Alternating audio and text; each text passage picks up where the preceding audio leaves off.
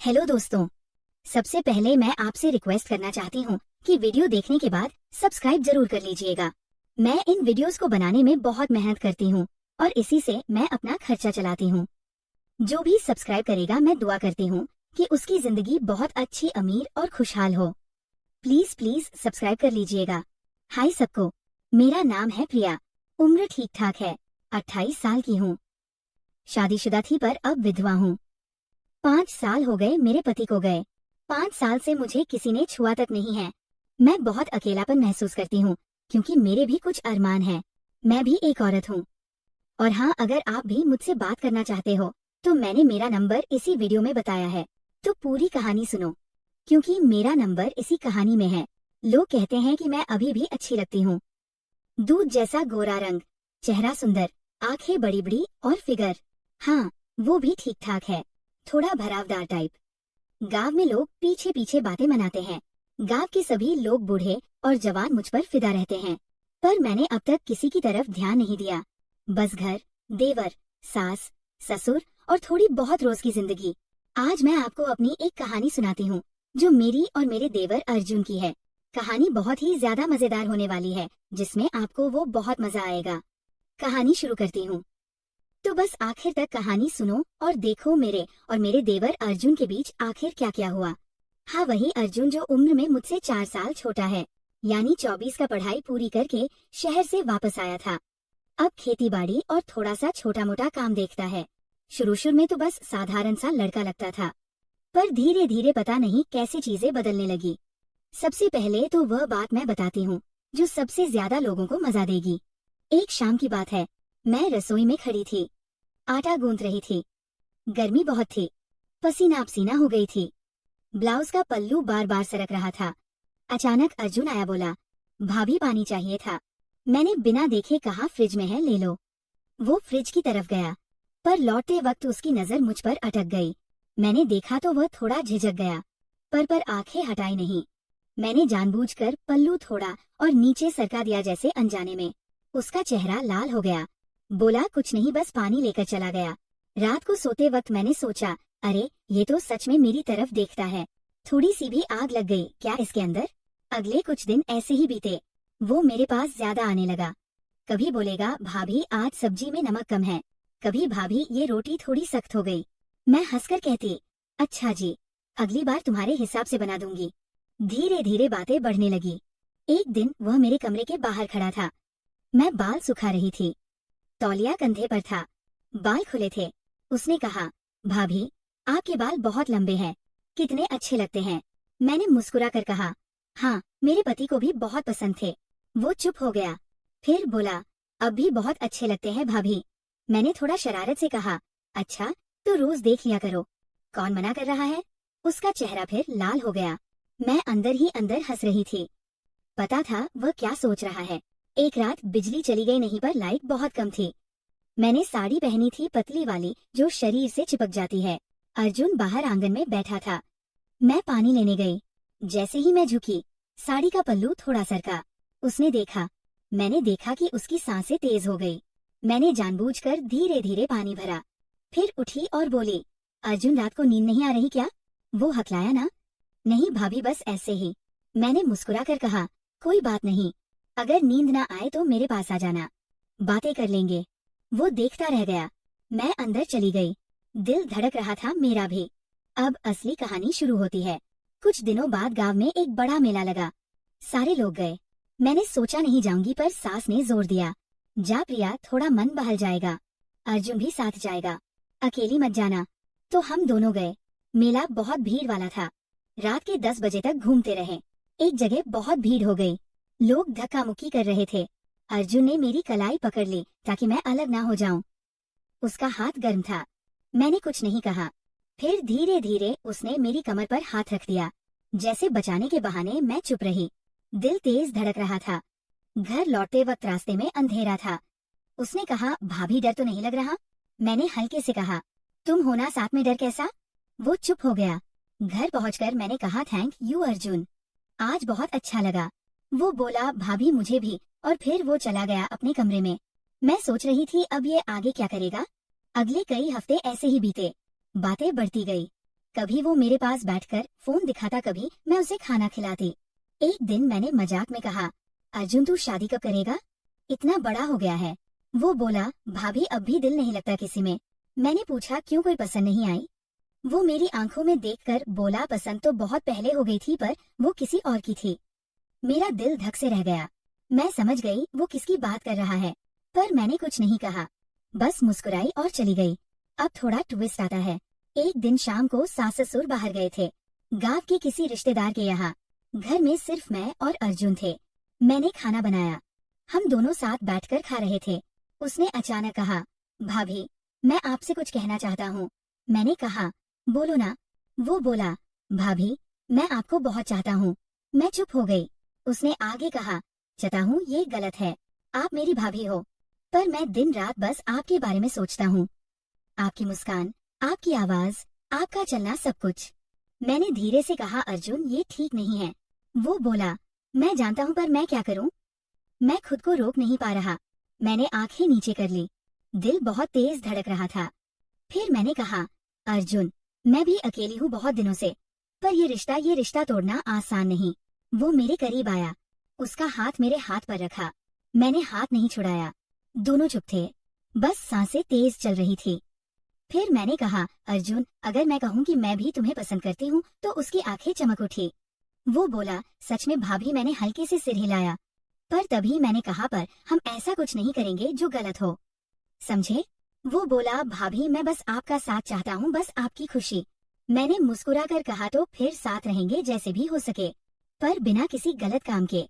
वो थोड़ा निराश हुआ पर फिर बोला, ठीक है भाभी आप जैसा कहें।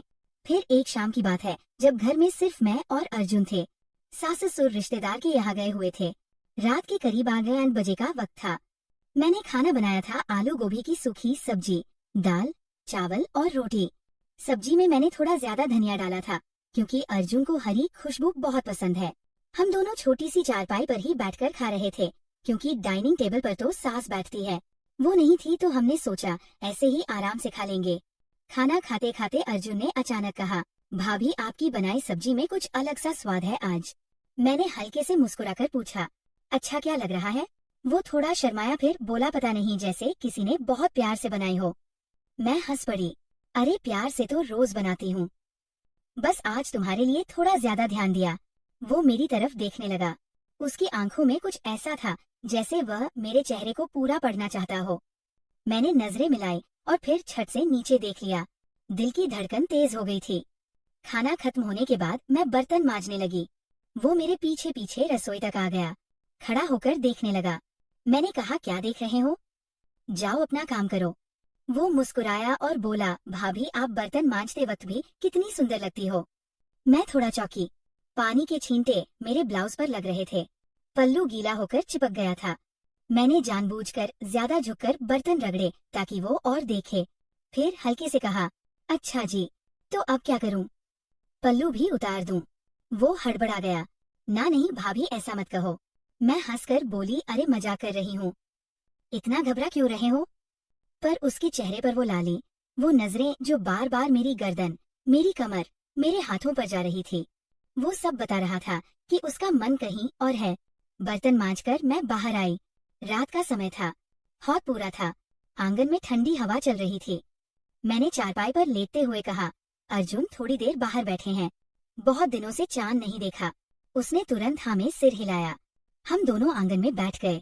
मैंने साड़ी का पल्लू कंधे पर ठीक किया, पर वो थोड़ा सरक ही रहा था। अर्जुन पास में बैठा था, इतना पास कि उसकी सांसें मुझे महसूस हो रही थी।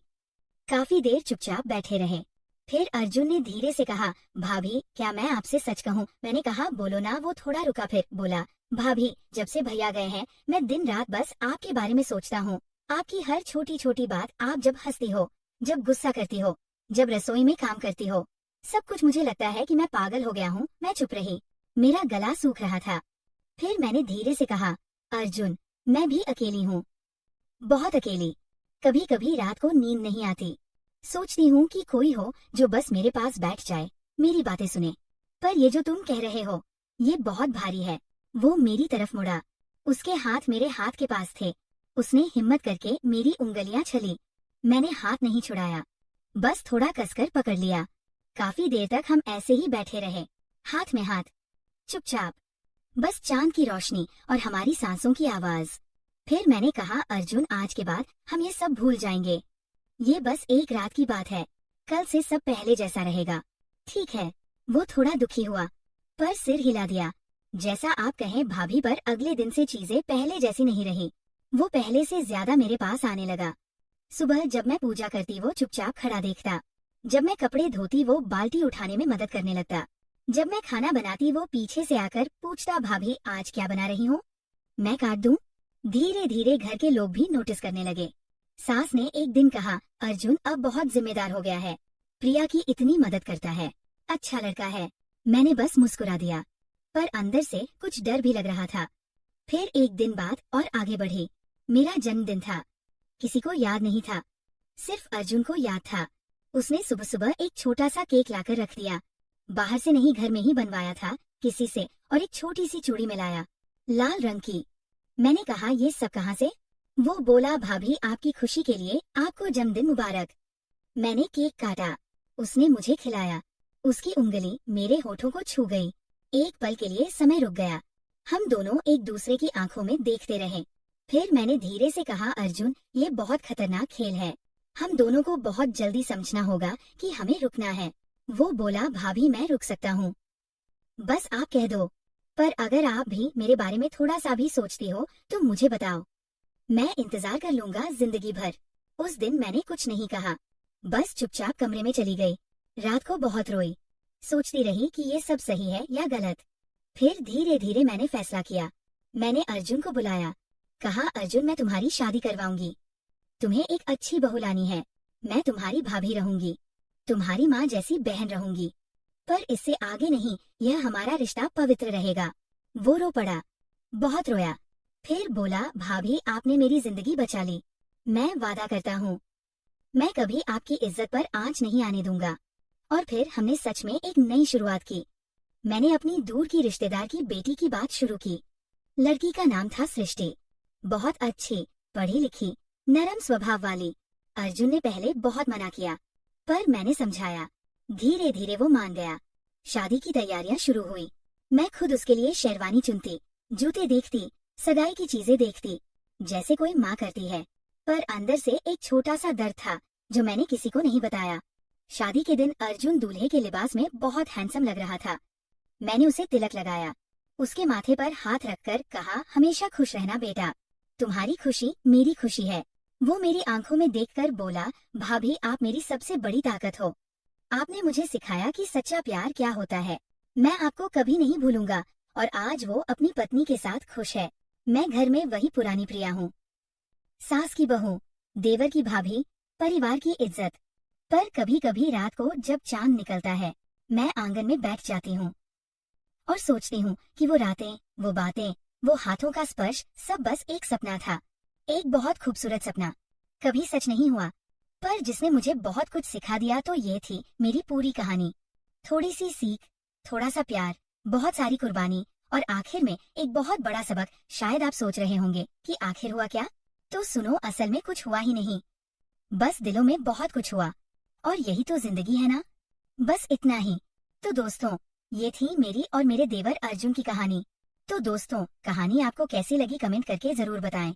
और अगर आप चैनल पर पहली बार आए हो तो चैनल को सब्सक्राइब कर अपना प्यार जरूर दिखाना। मिलती हूँ एक ऐसी नई वीडियो के साथ, तब तक के लिए बाय।